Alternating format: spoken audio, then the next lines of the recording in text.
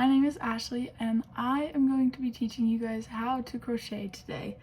I picked up this hobby during quarantine. My sister and I decided that we wanted to learn how to crochet. It's super easy, actually. I was shocked with how easy it is. Once you pick it up, you know exactly what you're doing and it's very simple to catch on to. Anybody can learn how to do this. I love this craft because you can multitask while doing this. You can be watching something on the TV, hang out in the living room with family, friends, roommates, crocheting. I crocheted all the time at school this last year, and I even made my roommates all blankets for their birthdays. So super fun, a super easy craft. You just have to pick it up and catch on to what you're doing and how to do it, and then you could just go on from there. Like I said, I started this during quarantine, so I learned during April of 2020, and here we are a year and almost a half later. I have made 8 or 9 blankets. I started to make them for everybody else, for birthdays, for Christmas, for any holidays. I just love making them.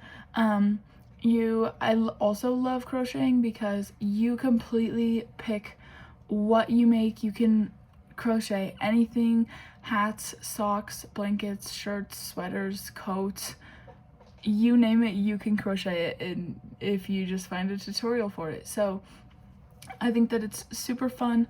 It's totally up to you because there are multiple size needles, and these are the needles that you use.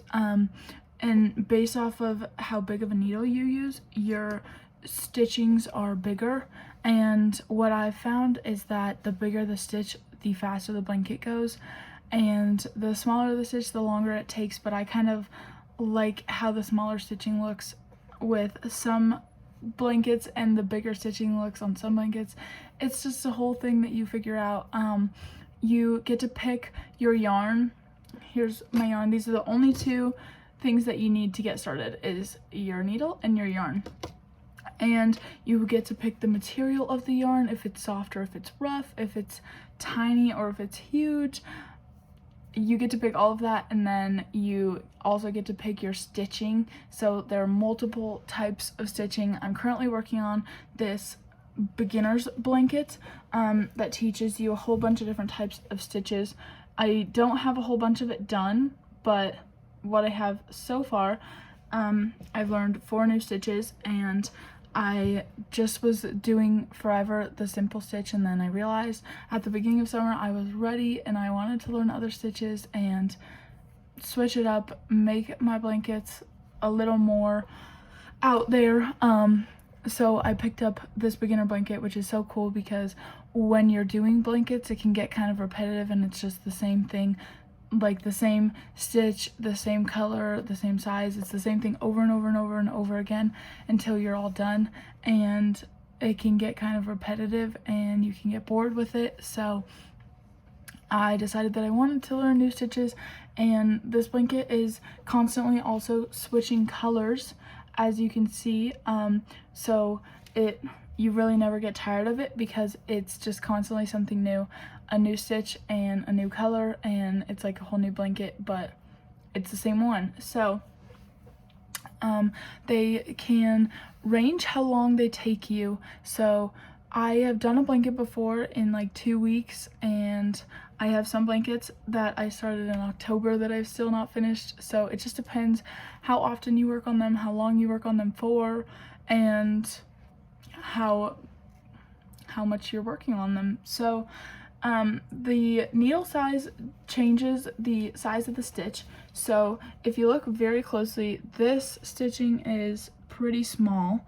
I use my smallest needle possible on this blanket, and on this blanket I use my biggest needle possible, and you can just easily see the difference in the stitches.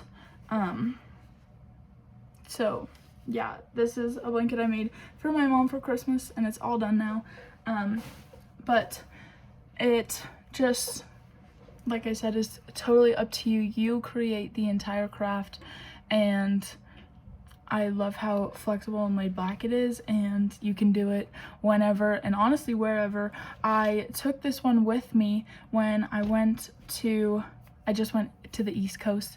I went to Maine, Massachusetts, and New York with my family just for a 2-week vacation, and I took this blanket and my needle and like the next 8 rows worth of the yarn that I needed, and I got to work on it on the go. So it's really such a fun craft. You can stop working on it for 6 months and then you can pick it up exactly where you left off and finish it.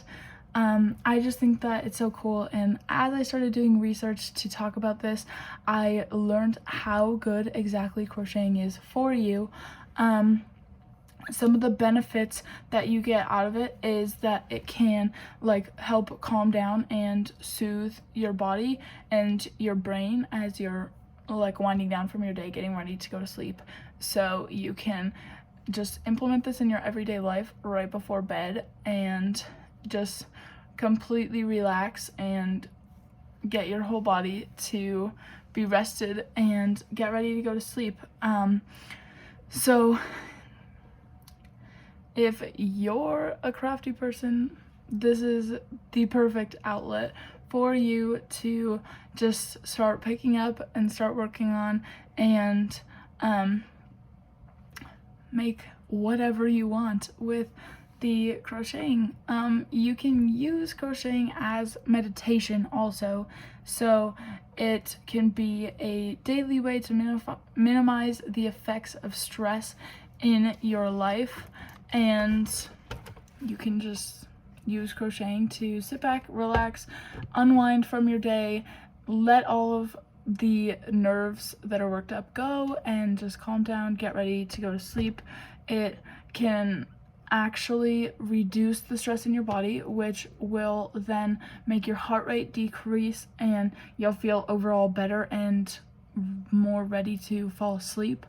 And it is a calm activity that doesn't strain the brain much. Researchers say that it helps to reduce depression and anxiety as the involvement in the activity releases an antidepressant, serotonin. So this rhythmic repetitive act involved in crocheting helps to prevent and manage stress, pain, and depression, which in turn strengthens the body's immune system. So it can just while it is taking away the stress and the anxiety and the depression in your body, it can build up your immune system, which is really important right now during the time of COVID. And it can it can create a huge sense of accomplishment when you finish a project. It is the most satisfying thing for me when I actually like get to do the last stitch and pull the yarn tight and just finish off the blanket. It is such a satisfying feeling, and it's so exciting, especially if you've been working on your certain project forever. Like, I picked up this blanket in September for my sister. I started making it for her birthday and then did not finish it in time, so I picked it back up in December to finish for her for Christmas, and it was just so nice and, like I said, satisfying for me to be able to finish it after it had been a few months since I'd touched it, and then to get to pull that final yarn tight and finish it off is so nice. So I'm going to teach you guys how to start a project really fast. So you grab your yarn and you grab your needle, and it's kind of confusing. You loop it like that, and then you pull the loop through.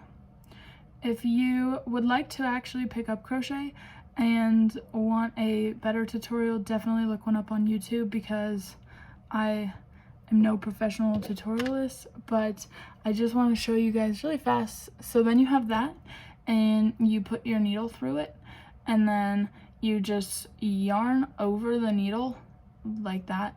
You just go wrap it around, and then you pull off the bottom one and you leave the top one on, and then you just keep on doing that simple technique.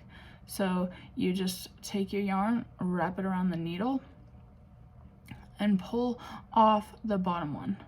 So again, I'm trying to make sure that I can really like show you guys. So you wrap it around. Ooh, sometimes that does happen. That's totally normal. So you wrap it around and then you pull off the bottom one and you leave the top one on your needle. And it's kind of, like I said, hard to pick up at first, but once you get the hang of it, you can just start going and go super fast, and before you know it, you finish a blanket. So once you've done that a few times, it'll look like this. It kind of looks like a little bit of a braid, and then when you want to turn and start working on the next row, then you just insert in the last stitch that you just took off. Oh, I'm not even showing. So see, I just inserted my needle on the last stitch that I was working on, and then you just keep doing the same thing. So then you have 2 on the needle and you yarn over and you go back through, and then you have 2 on the needle, so you go again, yarn over and pull through the bottom 2. Like I said, kind of confusing. If you are actually interested in crocheting, then just look up any video on YouTube. There are so many videos that you can very easily find, and they will teach you much better than I will teach you. But I was just here to talk to you guys today about all of the benefits that you can get out of crocheting. So this is what it starts to look like once you've turned your row around, and this is the beginning of whatever you want it to be. So I hope that you guys enjoyed this tutorial. I hope that I convinced some of you to pick up crocheting and to begin making whatever crafts you want for yourself, for loved ones, for anybody that you want. So yeah, just let me know if you are going to start crocheting, and I hope that you guys enjoyed my tutorial. Thank you for listening.